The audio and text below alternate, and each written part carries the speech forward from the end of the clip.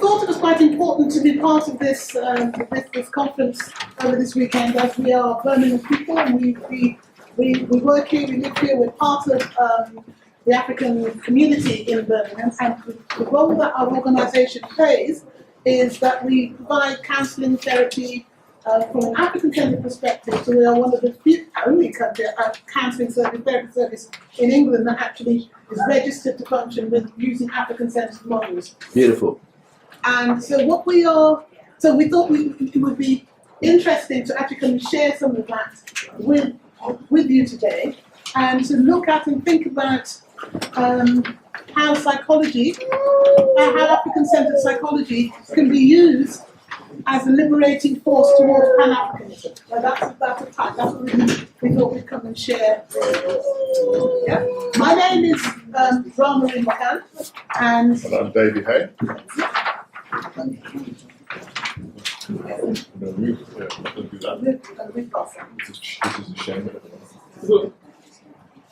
Just to say what that was, when we do exercises, we have an issue about Englishness, yeah? About Englishness and the role that plays. And I think Michael was just saying one thing, which doesn't come up into this thing, but that it's interesting to note that Caribbean black people, Jamaicans in particular, have a peculiar relationship with England, in so much as it has closer and earlier connections. Jamaica has closer connections with England than Scotland does. For people who've read Kayendi's book, that's where I got it from. Kayendi, thank you. So the colonization of Jamaica was in 1670 something. Thank you very much. And then England joined the unification document that joined Scotland and England together was in 1707. See, you read it? So it's that our thing about being English is really quite interesting. That dichotomy between ourselves as Black Africans and our connectedness with this English business, right? So we often use that as a means of getting people to begin to think about themselves and so forth. So yeah, before a lot of talk about being Pan-Africanist and being Pan-African and wanting to go off and do all kinds of things, and a central theme of that is about people coming together. And how do you do that? And our thinking is, well, how can you get people to come together when they haven't actually thought about or spent much time thinking about the reasons that split them apart in the first place? And so for us, it's about getting a change in perception. We need to start thinking about who and what we are before we actually have some idea about where it is we want to do, where it is we want to go, and before we can start thinking about what does Pan-African look like at the end of the day.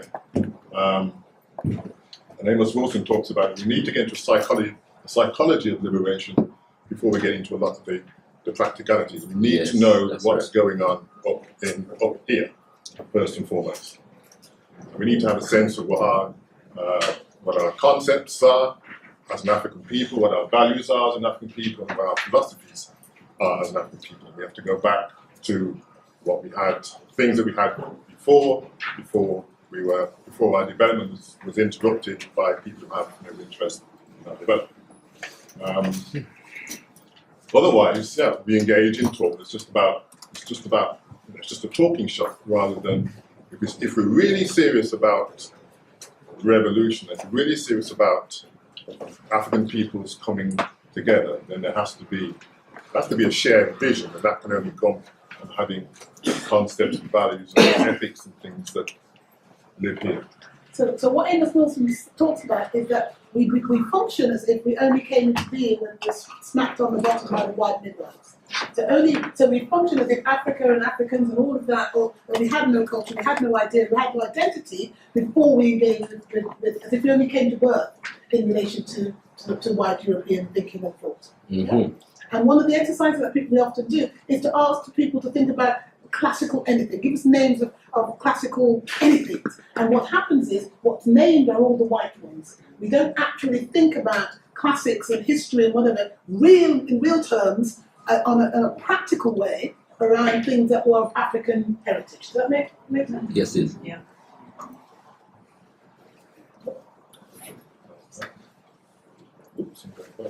They're going backwards. Yeah.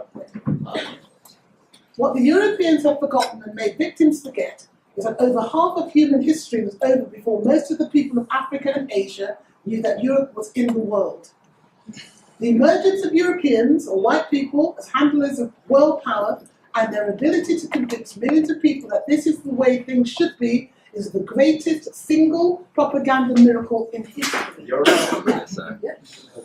I wish it was me to say it. In the 15th and 16th century, Europeans not only colonized most of the world, they colonized information about the world. Yeah. They developed monopoly controls over concepts and images. The political and social sciences and other academic disciplines used to explain human existence and to prophesy the possibilities of progress came under European control. What they did at that time was absolutely profound.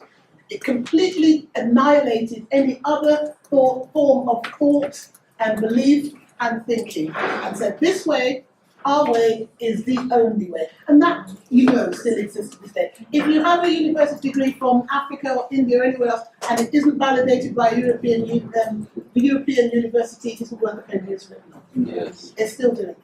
Okay? So, To be African. so for us, the fundamental Not to be. That's right. question came from Dr. Lisa Hilliard. And he was actually presenting a paper which was about to be African or not to be African. That is the question, right? Kind of extension of Shakespeare. But what he ended up saying was to be African or not to be. And that changed the whole nature of the room, changed the whole nature of the black psychology movement. Because that's the fundamental question. Are we African? If we're not African, what are we? Do we be? So the concept of to be African, not to be, because up until that point, it wasn't African psychology, it was black psychology. But there was a notion, I think it's the next slide, there was a notion,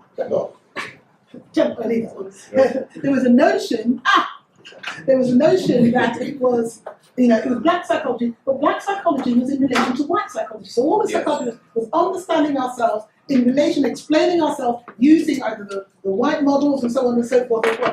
What that statement did was say, actually, if we are not African in our own right, and we look to that for our source of knowledge, strength, and understanding, then we will always be in relation to this other. This map, what's interesting about this map? The first thing people say is upside down. Second thing, what they say is what? It's elongated. In fact, it's the Peters map. Most of you know the Peters map, and it isn't elongated. That's actually how the world really, really looks. Yeah. And because what they did in the 15th century, 16th century, was to wherever the equator is, they actually shrunk what the world looks like and made it a third smaller than it really is in reality. And then they also presented always the other way, the other way around. But it can't be upside down because the world is. So there is no up and there is no. Yeah. So again, it fits into how that completely invasive notion. Now we're going to talk Marimba Ani in a minute, but Marimba Ani did this stuff. Most of you know her, and she did a presentation once, and literally, she did one thing. We know her well, that couldn't we? She did one thing, and it just made everything clear. And she simply said, European culture is dichotomous, either or, that's right, and then hierarchical. Yeah. So when they do that thing, if you can flip that one back. Where they present the world constantly with all the places where white people are is usually at the top. It just fits in with their dichotomous and hierarchical, which then means if we're going to be in function from that system, we constantly have to be at the bottom. And if you're like me, you're female, so either or. Where's the female? To male. You're black. Where's it to that? Now me, I have to admit, I've got little greys here. You're old. So you're constantly, all the time, if we continue to exist with a European concept, we are always at the bottom holding all the crap. Yeah, so that they maintain. They need us to be in that position, continually engaging with them, but them to hold their position. If we, and that's why they can't bear us to get together, because the minute we do, they experience that we will be like them and want to do that. But actually, we're not. We're holistic. So we can manage. What's it called? Diunity. What's it called? Say? Yeah, we're down. Yeah, We can do both. We can have either or. We can have together. Diunital. We're diunital. Yeah. So we can do this. Being different for us isn't about being superior or inferior. It just means not the same. Yeah. And it's imperative that we understand that different worldview perspective and what we come from and who we are innately from our African self to do the thinking so we know what it is we're uniting with. Yeah? But if we continue to bring European concepts and thinking into it, we will continue to get to the same troubles that they get into because we will be competing. We will be fragmenting, we will be dichotomous and have to be hierarchical. Am I making sense? Yes. Okay, hallelujah. I'm the next one. I'm warming up now. So this is, I think we actually... Yeah, I mean, this is kind of where we're, again, go back to the Amos Wilson. Okay. Yeah, like. What's it quick? We derailed. Essentially, this is a kind of madness on our part. Amos Wilson talks about the fact that if 10% of the world's population is running the world, and the other 90% of the world is allowing them to run the world.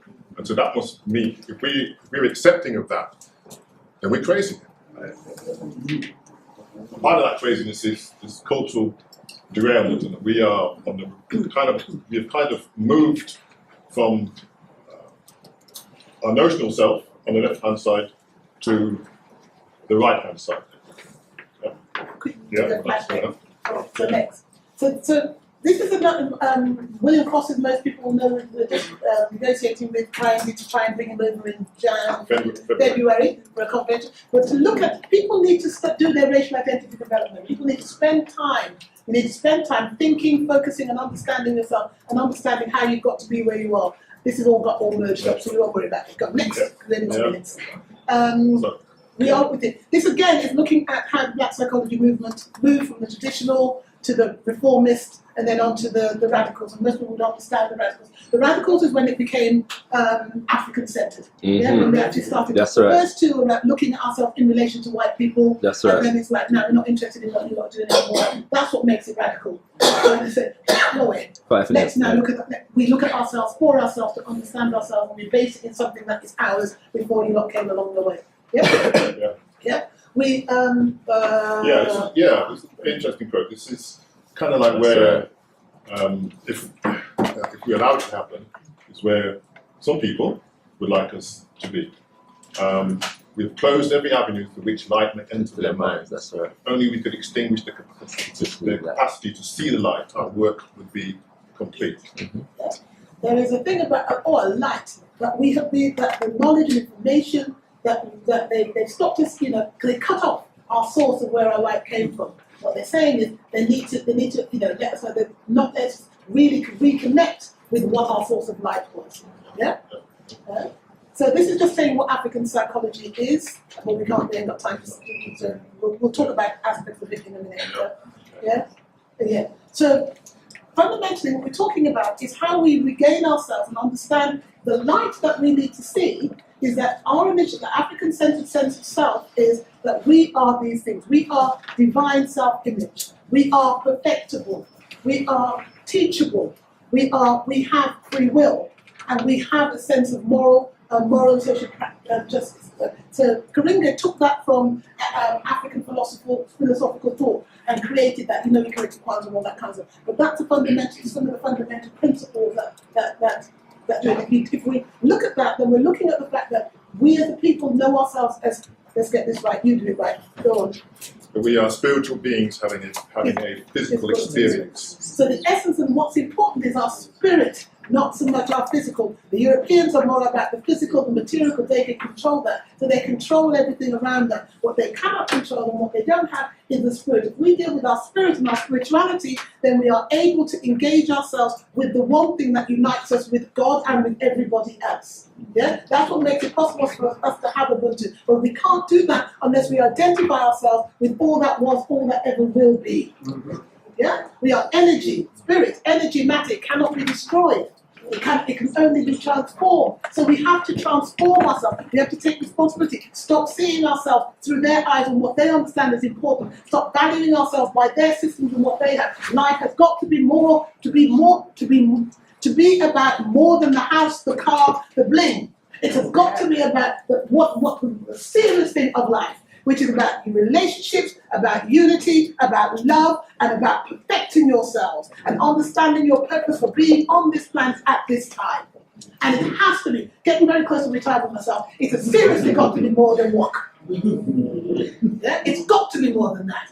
And work and status is only to keep the system going so they can keep getting more and more money because that is their God. Yes. And we have to understand that is not our God. And unless we do that, we are damned. We're dead. We're doomed. Doomed. Okay? Sorry. Right, we're going to take license. The same please start, but we didn't start on time. So we go back to the principle, you know, Ma'at, yeah? We go back to Africa, we go back to ancient Kemetic, and we do that because those are the founding principles. The Kemetics understood our relationship with each other, they understood our relationship with God. And that, I think that really maybe where we would have to say we need to stop. Black psychology, in its essence, African-centered psychology, is based on the premise of helping people to move their belief system about who and what they are from being human to being spirit to being God to being perfectible. And in that case, if you do that, it helps people to understand their true self. Know thyself means know that. And if you know that, none of this stuff is a problem. Okay?